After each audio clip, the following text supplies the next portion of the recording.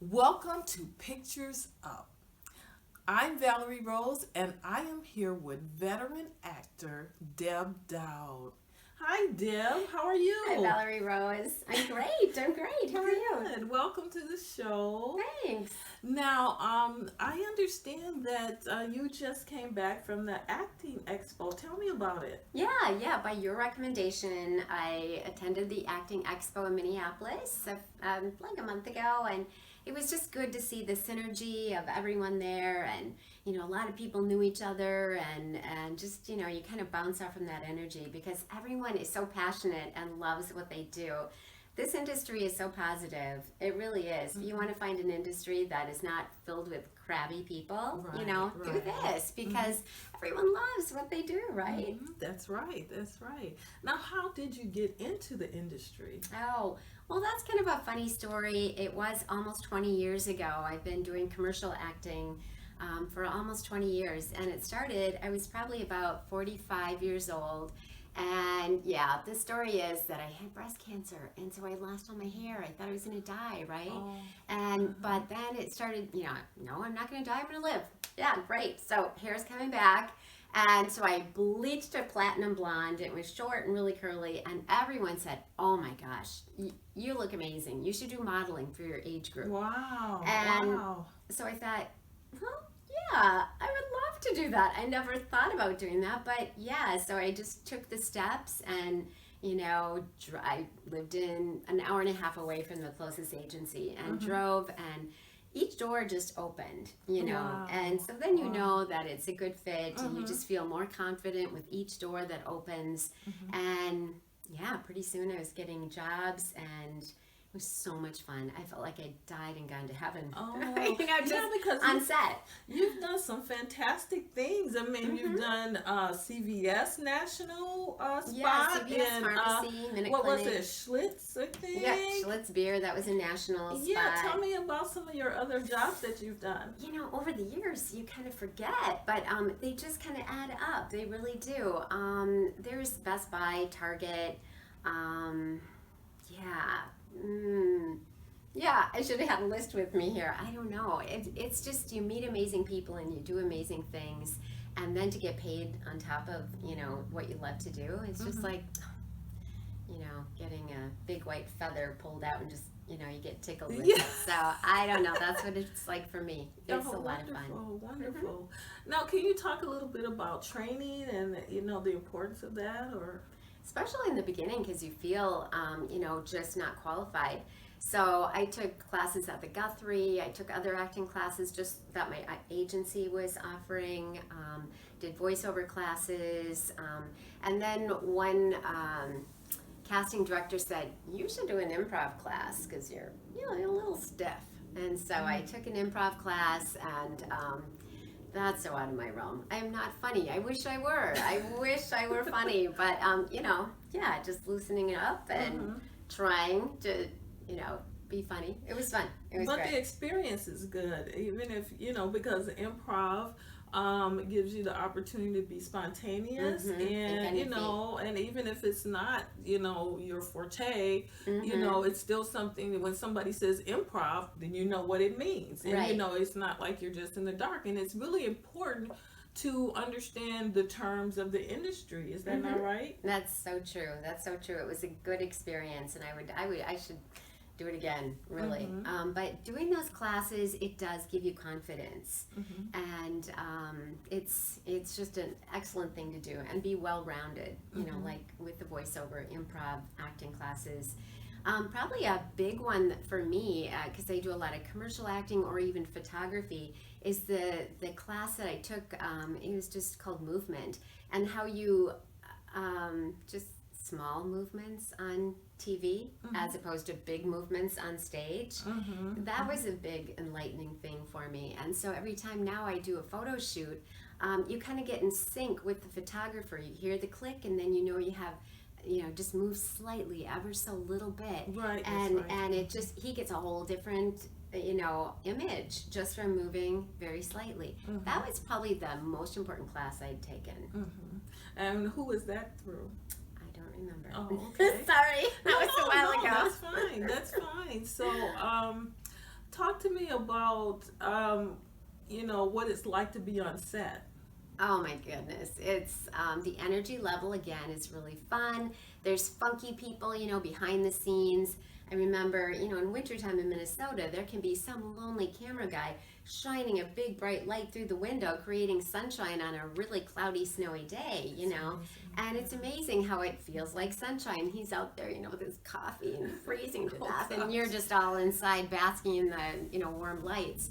But seeing the back behind the scene, lighting is fascinating.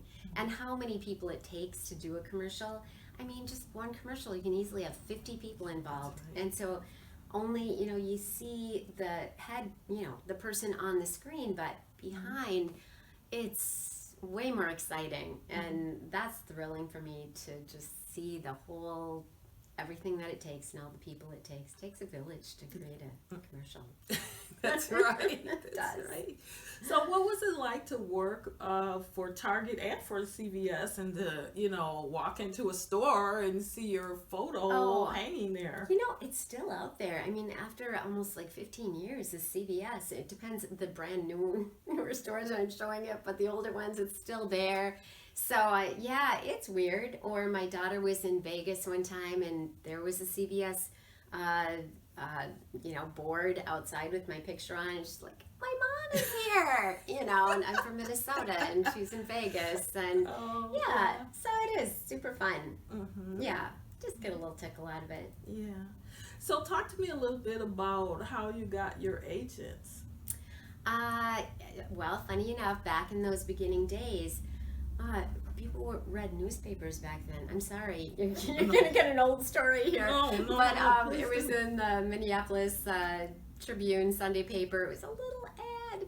No experience necessary. Petite models wanted. And I'm like, well, I'm petite. I have no experience. I guess I qualified. Really, anybody can do this, and they're not looking for pretty people. They're looking for average, everyday people, plump people, tall people, short people, and everybody is welcome. And that's another thing I love about it. And mature models, mm-hmm. Because I know, yeah, that's really amazing that people think that they have to look like, a supermodel, mm-hmm. or, they have to be white, or they have to be, a certain height, or they have to be, and they are looking for all types of people. Everyday people. Mm-hmm. Everybody you see on the street is welcome to join this business, right? Yes, yes. And so what was one of your favorite shoots?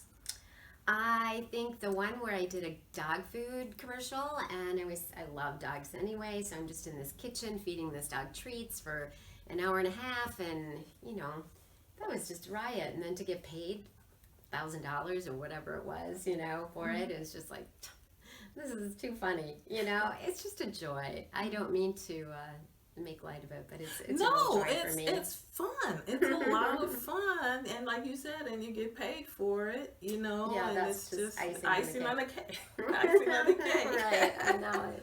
So, what advice would you have? Well, first, let me ask you: what do you bring to set, or what do you bring to an audition, and what do you bring to a set?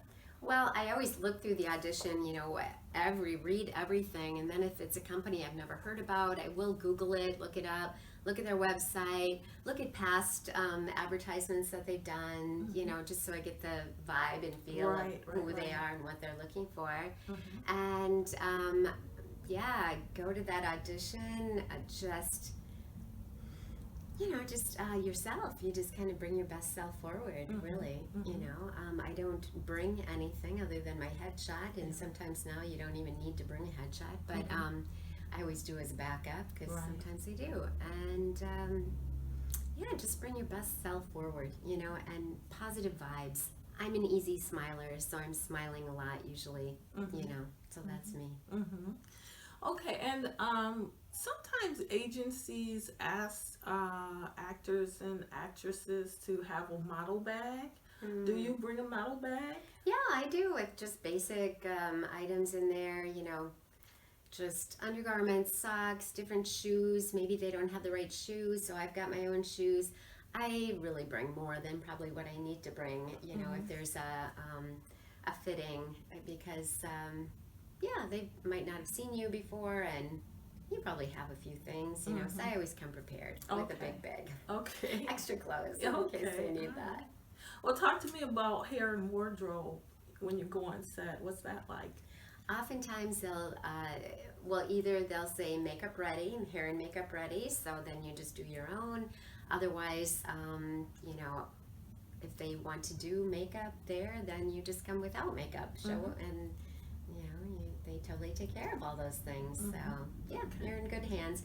And then I have a makeup background, cosmetics background, so I'm like nervous when other people do my makeup, really. But you know, you just have to walk out in confidence. That's the other thing that I learned. No matter what you're wearing or how they do your hair or makeup, if you don't feel like it's just right, it doesn't matter. You just put on your own confidence. You just put on your confidence, and you act like you look amazing, even though you don't feel amazing. You just act like you look amazing, and then it just works. Yeah, that's one thing, you know, I wanted to ask you about is when you go on set and the wardrobe person, you know, puts something on you that's just not your style. Oh, yeah, that's happened time and time again, yeah. And how do you handle that? That's all I'm saying is you just have to make up your own confidence, because you're not finding it in your clothes. You just put it in your head, and you just act it out. And I was just wondering if you had any advice for people who are interested in getting in this business. Any parting advice?